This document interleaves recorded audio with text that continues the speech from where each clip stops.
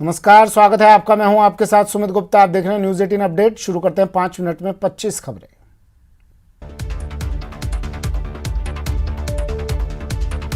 राष्ट्रपति चुनाव के लिए एनडीए की उम्मीदवार द्रौपदी मुर्मू ने अपना नामांकन दाखिल कर दिया। मुर्मू ने संसद भवन में राज्यसभा के सेक्रेटरी जनरल के दफ्तर में नामांकन भरा। प्रस्ताव में खुद प्रधानमंत्री नरेंद्र मोदी और बीजेपी अध्यक्ष जेपी नड्डा शामिल थे।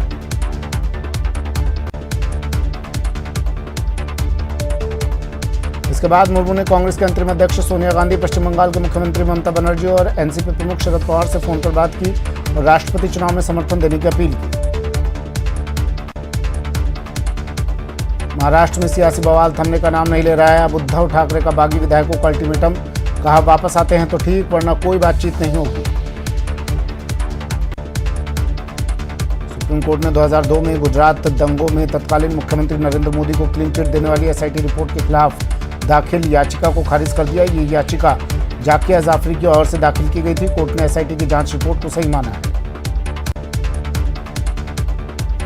भारतीय वायुसेना में अग्निवीर वायु भर्ती के लिए रजिस्ट्रेशन की प्रक्रिया आज 24 जून से शुरू हो रही है।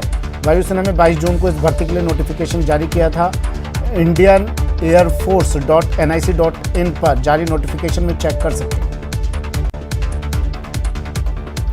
बीजेपी सांसद वरुण गांधी ने अब अग्निवीरों के समर्थन में अपनी पेंशन तक छोड़ने का ऐलान कर दिया। वरुण गांधी ने ट्वीट कर कहा कि अगर कम समय की सेवा करने वाले राष्ट्र रक्षकों को पेंशन का अधिकार नहीं है तो मैं भी पेंशन छोड़ने के लिए तैयार हूं। एयर इंडिया ने पायलटों के रिटायरमेंट के बाद उन्हें फिर से 5 साल के लिए काम पर रखने की पेशकश की है। एयरलाइन के परिचालन में स्थिरता लाने के इरादे से पहल की है। आंतरिक स्तर पर जारी ईमेल से जानकारी मिली। बाल संरक्षण संकल्प यात्रा का आगाज हो गया है। सीएम गहलोत ने शुभारंभ किया। यह अभियान बाल हिंसा के विरुद्ध है। कार्यक्रम में मंत्री ममता भूपेश, बाल आयोग अध्यक्ष संगीता बेनीवाल मौजूद हैं।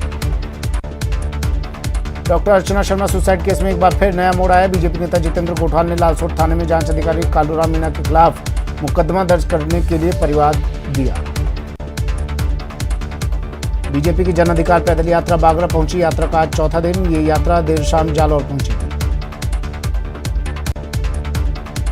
गाना में पानी की टंकी पर कई कार्यकर्ताओं के साथ निगम के नेता प्रतिपक्ष दिलीप शाक्यवाल चढ़े और बीजेपी नेताओं ने नालों की सफाई का विरोध किया। बूंदी में नगर परिषद प्रशासन के उदासीन रवैये से क्षतिग्रस्त हो रही सड़कों की मरम्मत को लेकर पार्षदों लोगों ने विरोध प्रदर्शन कर दिया। आधा दर्जन पार्षदों ने क्षेत्र के लोगों के साथ चारभुजानाथ मंदिर के पास रोड जाम कर विरोध जताया। जयपुर में कोविड सहायकों का आंदोलन जारी है। आज से कोविड सहायकों की भूख हड़ताल शुरू कर दी है। भरतपुर में तत्कालीन उच्चैन थानाधिकारी राजेश कसाना के खिलाफ राजपूत महासभा ने कलेक्ट्रेट कार्यालय पर प्रदर्शन किया। भरतपुर के नदबई थाना क्षेत्र के ऊंच गांव में दबंगों की जमीन पर कब्जा करने के मामले में एक पीड़ित परिवार पुलिस अधीक्षक कार्यालय के सामने भूख हड़ताल पर बैठा हुआ है।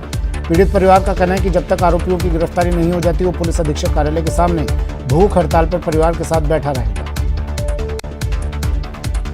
करौली जिले में चोरों के हौसले बुलंद हैं। चोरों ने सदर थाना कांस्टेबल विजय सिंह के घर से करीब 10 लाख के जेवरात और 45,000 की नकदी पर हाथ साफ कर पुलिस को खुली चुनौती दी है। पुलिस ने मौके पर पहुंचकर घटनाक्रम की जानकारी ली और क्षेत्र में लगे सीसीटीवी फुटेज खंगालने में जुटी है।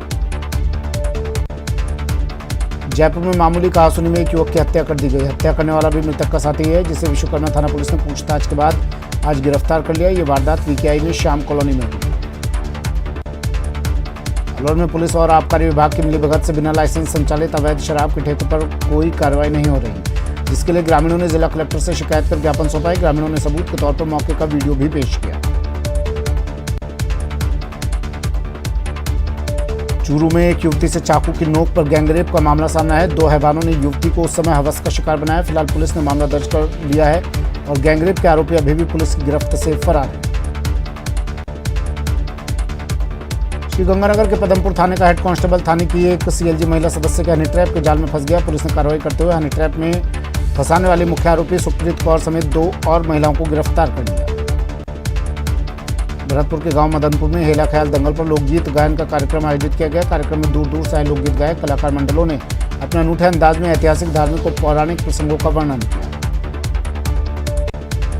असम के ज्यादातर प्रभावित जिलों में बाढ़ की स्थिति बनी हुई है। वहीं कुछ जगहों पर पानी कम होने के बावजूद जमीन के बड़े हिस्से में पानी भर गया। भीषण तबाही मची हुई है। राज्य में 7 लोगों की और जान चली गई, जिसके बाद बाढ़ से मरने वालों की कुल संख्या बढ़कर 108 पर पहुंच गई। वहीं रेस्क्यू और बचाव कार्य जारी है। विश्व प्रसिद्ध ज्योतिर्लिंग बाबा महाकाल के मंदिर में प्रदेश और नगर में उत्तम वर्षा के लिए पंचदिवसीय महारुद्राभिषेक का आयोजन किया गया। आज पहले दिन जिला कलेक्टर आशीष सिंह अपनी पत्नी के साथ शामिल हुए।